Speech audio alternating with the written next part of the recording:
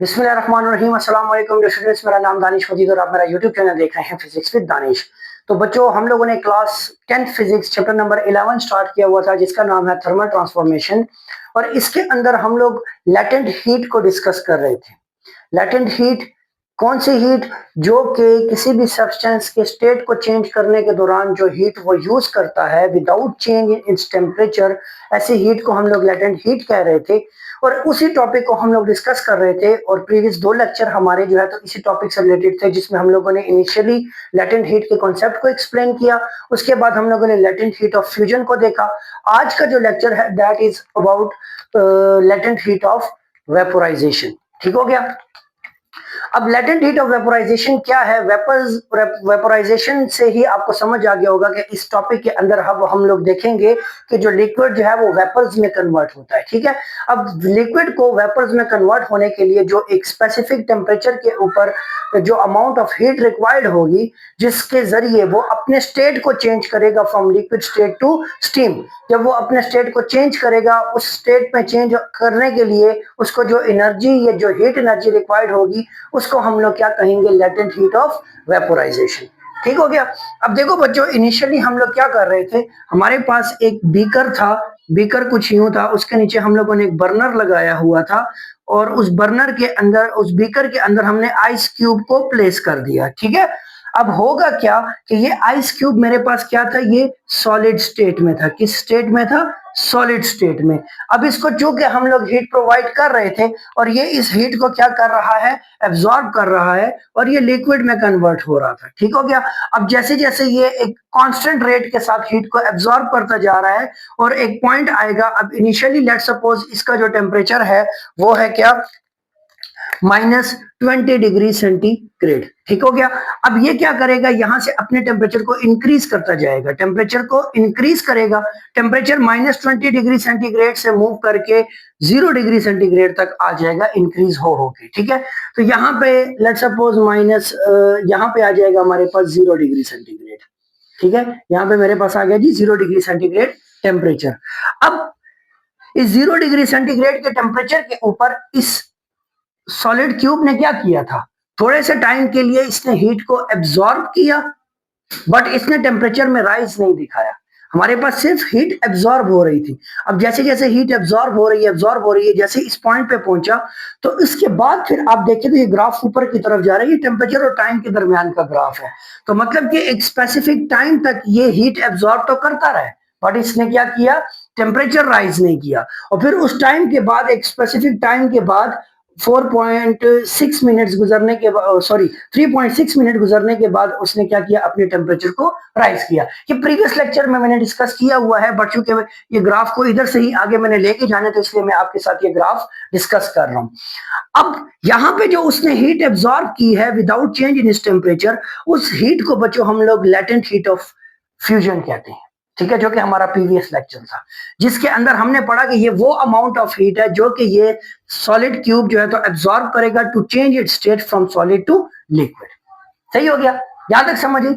उसके बाद हमने देखा कि हमारे पास ये जो टेम्परेचर है, अब यहां से इसका टेम्परेचर इंक्रीज होना शुरू हुआ और इस पॉइंट पे आके ये 100 डिग्री सेंटीग्रेड को पहुंच गया।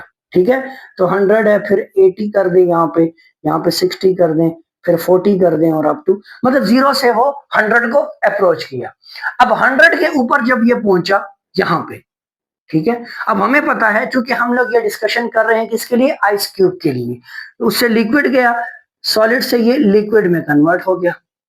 अब लिक्विड से अगला स्टेट क्या है? गैस। अब इसने कन्वर्ट होना है किसमें? गैस में। तो गैस में कन्वर्ट होने के लिए सबसे पहले तो इसको अपने मैक्सिमम टेम्परेचर 100 डिग्री पे पहुंचना पड़ेगा, which is the boiling point. Boiling point of water. सही हो गया। अब जब ये बॉइलिंग पॉइंट पे पहुंचेगा 100 डिग्री के ऊपर, उसके बाद फिर क्या करेगा? ये अपने अंदर के जो इसके स्टेट है, लिक्विड स्टेट है, उसकी जो इंटरमॉलिक्यूलर फोर्सेस हैं उनको रिड्यूस करेगा। काइनेटिक एनर्जी इंक्रीज होगी मॉलिक्यूल्स की और डिफरेंट उसमें फिनोमिनाज हैं। बट एक्चुअल में आपने समझना ये है कि 100 के बाद, अब देखिए तो मैंने यहाँ पे एक लंबी सी एक स्ट्रेट लाइन लगाई है, उसके बाद फिर इसका टेम्परेचर इंक्रीज हुआ है। अब ये वाला जो रीजन है ना, ये वाला रीजन, ये रीजन जो है तो ये मेरे पास क्या कहलाएगा, लेटेंट हीट ऑफ वेपोराइजेशन का रीजन कहलाएगा। यहां पे अब मेरे पास जो हीट जो है वो एब्जॉर्ब हो रही है बट टेम्परेचर इंक्रीज नहीं हो रहा। हीट एब्जॉर्ब हो रही है बट टेम्परेचर इंक्रीज नहीं हो रहा। तो मतलब हीट एब्जॉर्ब होने का मतलब ये है कि इस पॉइंट के ऊपर ये जो मेरे पास लिक्विड है ये अपना स्टेट चेंज कर रहा है और इसको 24.4 मिनट्स लगेंगे ये अपने आप को स्टीम में कन्वर्ट करेगा। उसके बाद फिर इसका टेम्परेचर इंक्रीज होगा। ठीक हो गया। अब देखो जहां पे भी आपके पास हीट एब्जॉर्ब हो रही है, हीट क्या हो रही है, एब्जॉर्ब हो रही है, बट टेम्परेचर में चेंज नहीं आ रहा, मतलब कि नो चेंज इन टेम्परेचर, तो इट्स मीन कि वो क्या कर रही है, वो जो सब्सटेंस है वो अपने स्टेट को चेंज कर रहा है। ये वाला तो हमारा प्रीवियस लेक्चर था। अब यहां से ऑनवर्ड हमारा नेक्स्ट लेक्चर है। तो अब यहां पे देखिए, अब एलवी से हम लोग इसको रिप्रेजेंट करते हैं, बट उसकी तरफ मैं आता हूं कि एलवी अब क्या है। तो पहले हम लोग लेटेंट हीट ऑफ वेपोराइजेशन की जो है तो डेफिनेशन को देख लेते हैं। तो डिफाइन हम इसको करते हैं कि the amount of heat required to convert the given mass of a substance from liquid to gas state is called latent heat of vaporization। ठीक है, इसको हम डेल क्यू से रिप्रेजेंट करते हैं और ये इक्वल होगा एम एल वी के। अब लेटेंट हीट ऑफ वेपोराइजेशन मैंने एक्सप्लेन तो कर दी, डेफिनेशन को एक दफा फिर एक्सप्लेन कर देता हूं कि ये वो अमाउंट ऑफ हीट है जो कि किसी भी सब्सटेंस को या किसी लिक्विड को या वाटर की हमने एग्जांपल ली तो वाटर को रिक्वायर्ड होगी कि वो क्या करे, वो अपने स्टेट को चेंज करे बट वो अपने टेम्परेचर को चेंज ना करे। तो ऐसी हीट को हम लोग क्या कहते हैं, लेटेंट हीट ऑफ वेपोराइजेशन। ठीक है, डेल क्यू से हम इसको रिप्रेजेंट करते हैं और that is equal to M L V. सही हो गया। Now what is L V? तो L V is the specific latent heat of vaporisation. ठीक हो गया। अब यहां पे स्पेसिफिक वर्ड लिखा है तो अब इसके लिए कोई कंडीशन होगी तो वो देखिए, इसकी डेफिनेशन क्या है, the amount of heat required to convert the unit mass, unit mass से मुराद के 1 kg of liquid to gas without change in its temperature. देखिए हम लोग हीट कैपेसिटी की बात करते थे, तो हीट कैपेसिटी क्या कहती है, amount of required to change the temperature of the substance. ठीक हो गया, बाय 1 केल्विन। और जब हम लोग स्पेसिफिक हीट कैपेसिटी की बात करते थे तो वहां पे हम कहते हैं कि the amount of substance of 1 kg, the amount of heat required to increase the temperature of a substance of 1 kg by 1 Kelvin। मतलब कि जब आपके पास एक 1 kg की बात हो गई थी तो हीट कैपेसिटी को हमने स्पेसिफिक हीट कैपेसिटी कह दिया था। अब यहां पे पहले ऊपर एक सब्सटेंस जनरल मैस की बात हो रही है, कितना मैस है जस्टिफाइड नहीं है।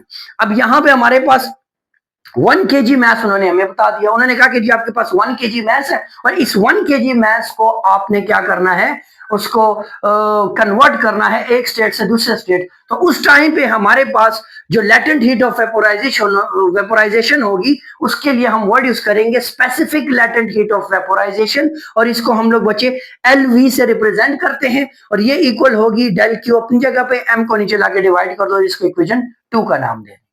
ठीक हो गया। अब ये मेरे पास लेटेंट हीट ऑफ वेपोराइजेशन है और specific latent heat of vaporisation का कॉन्सेप्ट है।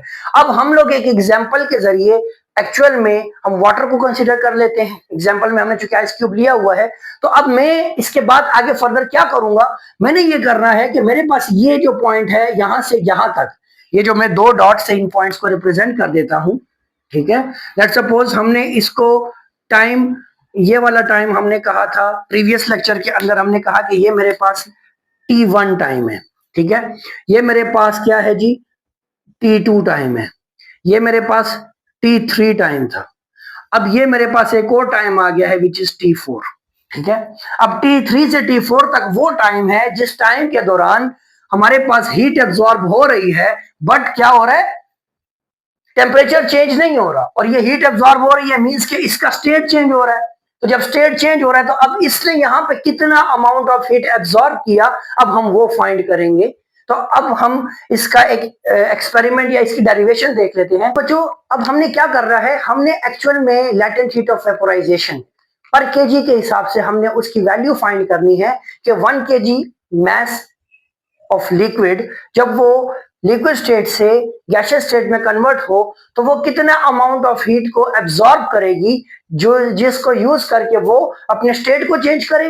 और उस दौरान उसके टेम्परेचर में चेंज नहीं आएगा। अब हमने वो वैल्यू फाइंड करनी है। एग्जाम्पल वही चल रही है बच्चे कि एक बीकर है, अब बीकर में हमारे पास लिक्विड है और इसको हम कंटिन्यूसली एक कांस्टेंट रेट के साथ, रेट का मतलब है del Q divided by T with respect to time, मतलब कि हमारे पास एक हीट जो है तो एब्जॉर्ब हो रही है विद रिस्पेक्ट टू टाइम और एक कांस्टेंट रेट के साथ वो हीट एब्जॉर्ब होती जा रही है, इसकी वजह से क्या हो रहा है, टेम्परेचर में चेंज आ रहा है। सही हो गया। अच्छा, अब हमने क्या करना है, हमने देखा कि टेम्परेचर जो है वो टी आर टाइम में from 0 degree centigrade to 100 degree centigrade approach किया, मतलब यहाँ पे देखे तो टेम्परेचर 0 था, ठीक है, यहां से उसका टेम्परेचर राइज होना शुरू हुआ है तो ये टेम्परेचर 0 पे ही ना, यहां से ये अप्रोच कर गया 100 डिग्री सेंटीग्रेड को, इसने टाइम लिया टी आर टाइम, ठीक है। अब 100 पे पहुंचने के बाद हमारी सारी कहानी शुरू होती है। अब यहाँ पे देखिए तो ये वो टाइम है जिस टाइम के दौरान ये लिक्विड जो है ये अपना स्टेट चेंज कर रहा है, बट क्या कर रहा है, टेम्परेचर को चेंज नहीं कर रहा, ठीक है। अब मैंने यहाँ पे लिखा कि time taken by water to reach 100 degree centigrade, तो 0 से 100 को पहुंचने में इसने कितना टाइम लिया था, इसने ये वाला टाइम लिया जिसको मैंने टी आर से रिप्रेजेंट किया है, और टी आर एक्चुअल में क्या है, इस पॉइंट पे जो टाइम है 100 पे वो T3 है, और जब ये इस पॉइंट पे पहुंचा 0 पे पहुंचा तो इसने जो टाइम था वो T2 था, तो T3 माइनस T2 हो गया, और यहाँ पे हमारे पास जो टाइम आता है वो 4 मिनट आता है। तो हमने कहा कि जी इसने 0 से 100 तक पहुंचने में जो टाइम लिया दैट इज 4 मिनट, ठीक है। अच्छा, उसके बाद मैंने लिखा है कि time taken by water to convert into steam at 100 degree centigrade, ठीक है। अब ये वो टाइम होगा जिस टाइम के दौरान मेरे पास वाटर जो है वो स्टीम में, मतलब कि अपने स्टेट को चेंज कर रहा है, मतलब कि इस पॉइंट से इस पॉइंट तक, ये जो टाइम होगा इसको मैंने रिप्रेजेंट किया है किससे, टीवी से, किससे, टीवी से, ठीक हो गया। और ये जो टाइम है तो ये टाइम ऑफ वेपोराइजेशन है, ठीक हो गया, लेटेंट हीट ऑफ वेपोराइजेशन के अंदर जो टीवी है that is time of vaporisation. अब इसको मैंने लिखा है, इस पॉइंट को मैंने T4 का नाम दिया, इसमें से मैं इस वैल्यू को माइनस कर दूंगा तो मेरे पास टाइम आ जाएगा, तो T4 minus T3 which is 24.4 minutes, मतलब कि 24.4 मिनट लगे वाटर को स्टीम में करना, अपने स्टेट को चेंज करने में, ठीक है। अब वाटर की स्पेसिफिक हीट कैपेसिटी सी से रिप्रेजेंट होती है जिसकी वैल्यू है 4200 जूल पर केजी। उसके बाद हम लोग कहते हैं कि heat absorb by water to reach 100 degree centigrade, तो अब ये डेल क्यू जो है ये मेरे पास वो हीट है जो कि वाटर ने क्या की है, एब्जॉर्ब की है, कि वो क्या करे, वो इस पॉइंट से इस पॉइंट तक पहुंच जाए, इसको हम कहते हैं del Q, heat absorb by water to reach from 0 to 100, that is del Q. अब उसको मैं कैसे फाइंड करूंगा, तो एम सी डेल टी, ठीक हो गया, स्पेसिफिक हीट का फॉर्मूला लगा देंगे। अब डेल क्यू अपनी जगह पे, एम अपनी जगह पे, क्योंकि मैथ्स हमने नहीं कैलकुलेट किया हुआ। अच्छा, सी की वैल्यू है 4200 joule per kg. Del T change in temperature, temperature में चेंज क्या आया है, 0 डिग्री से 100 डिग्री तक का चेंज आया है, और अगर केल्विन में बात करूं तो 273 से ये चेंज आएगा 373 तक। तो अगर आप इसका चेंज मेजर करो डिग्रीज में तो ये 100 डिग्री सेंटीग्रेड का चेंज है, और केल्विन में मेजर करो तब भी 100 केल्विन का चेंज है, ठीक है। तो इसलिए मैंने यहाँ पे क्या लिख दिया, 100 केल्विन का चेंज आया टेम्परेचर के अंदर। अच्छा, जब हम इनको मल्टीप्लाई कर देंगे तो मेरे पास आएगा del Q equal to M into 4.2 cross 10⁵ joule per kg. सही हो गया, यहां तक समझ आई। अच्छा, अब देखें रेट ऑफ एब्जॉर्प्शन क्या है, रेट ऑफ एब्जॉर्प्शन है कि del Q over T R. Rate of absorption मैंने आपको बताया कि किस रेट के हिसाब से हीट एब्जॉर्ब होती जा रही है, absorption of heat with respect to time, that is actually our rate of absorption।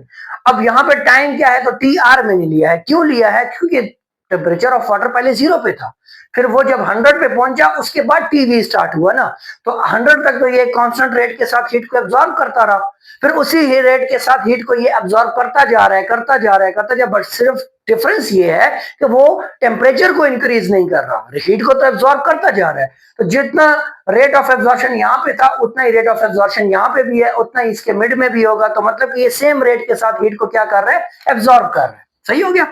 अच्छा, अब अगर मैं सिंपली क्या करूं कि मैं आपको पूछूं कि इस पॉइंट से इस पॉइंट तक इसने कितनी हीट एब्जॉर्ब की है, तो मैं क्या कहूंगा कि जिस रेट के साथ ये यहां से एब्जॉर्ब करता हुआ आया है उस रेट को अगर मैं इस पॉइंट से इस पॉइंट तक का जो टाइम है, जिस टाइम के दौरान अपने स्टेट को चेंज कर रहा था, उसके साथ मल्टीप्लाई कर दूं तो मुझे यहां से यहां तक की हीट मिल जाएगी।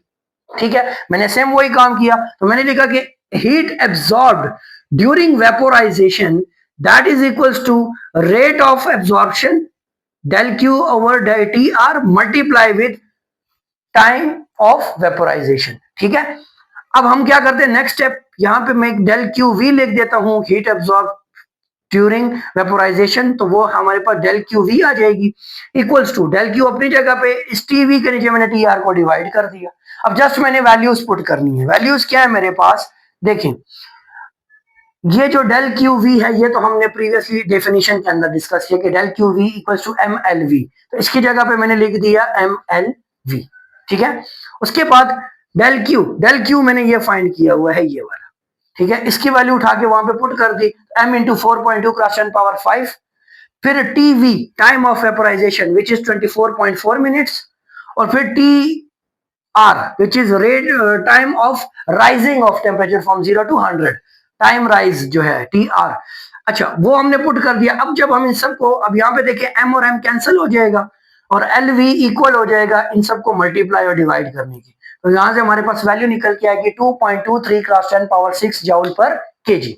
तो अब बच्चों ये वैल्यू मुझे क्या बता रही है, ये वैल्यू मुझे ये बता रही है कि मेरे पास इस पॉइंट से इस पॉइंट तक जब ये लिक्विड अपने स्टेट को चेंज कर रहा था विदाउट चेंज इट्स टेम्परेचर, तो ये सेम रेट के साथ हीट तो एब्जॉर्ब करता जा रहा है ना, हीट को तो एब्जॉर्ब कर रहा है। तो अब वो जो वैल्यू है कि इसने कितनी हीट एब्जॉर्ब की ड्यूरिंग चेंजिंग स्टेट, तो वो जो हीट की वैल्यू है that is 2.23 cross 10 power 6 joule per KG.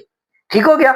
तो बच्चों उम्मीद करूंगा कि आपको ये सारा का सारा कॉन्सेप्ट समझ आया होगा, heat of latent heat of vaporisation. ये पेपर के पॉइंट ऑफ व्यू से आपके इंपॉर्टेंट क्वेश्चंस हैं और टॉपिक्स भी हैं। तो कोई भी क्वेश्चन हो बच्चों, कोई पॉइंट समझ ना आए कहीं पे भी, तो आपने मुझे कमेंट करके जरूर बताना है, मुझसे पूछे ताकि मैं आपको आंसर कर सकूं। तो बच्चों अगर आप इस चैनल पे न्यू है तो चैनल को सब्सक्राइब कीजिएगा, वीडियो को लाइक और शेयर भी कीजिएगा अपने दोस्तों के साथ। नेक्स्ट वीडियो तक आपने अपना ख्याल रखना है, तब तक के लिए अल्लाह हाफिज।